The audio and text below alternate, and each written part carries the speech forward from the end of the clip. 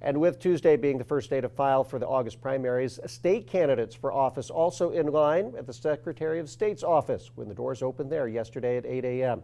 Kermit Miller reports.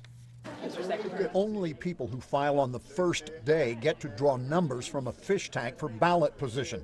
638. Some candidates believe being listed first on the ballot in a crowded primary is worth some extra votes. The fish tank lottery evens the odds. Would it be nice to be first on the ballot? Sure it would, but that's not my primary focus. The brighter spotlight here fell in two areas. One, the state Senate filibuster and the resulting lack of finalized congressional district maps. The state lawmakers have a tough job before them. They'll finish it. They'll pass a map.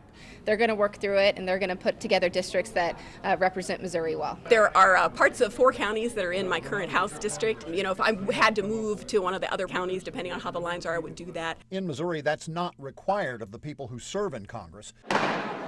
It is required of those elected to the state legislature, and the state Senate districts are still in the hands of a judicial panel.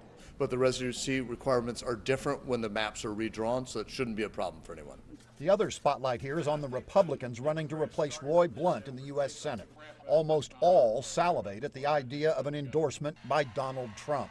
Supported President Trump on his tax cuts, lower prescription drug costs. No one will have to question my conservative America First credentials.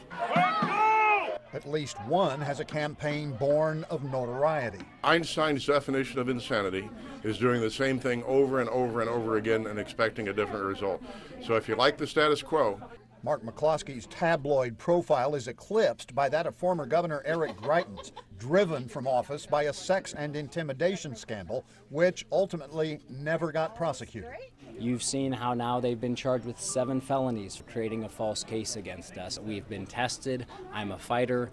While Greitens might push the scandal into the shadows, you can count on his primary opponents to keep it alive. I think he's going to have to make that case to Missourians. There's a lot of questions that were left unanswered when he left. And, I'm never going to quit on Missouri. It's not conservative to tie a woman up in your basement and to assault her and to bring shame and disgrace on our state. Missouri's primary election will be August 2nd.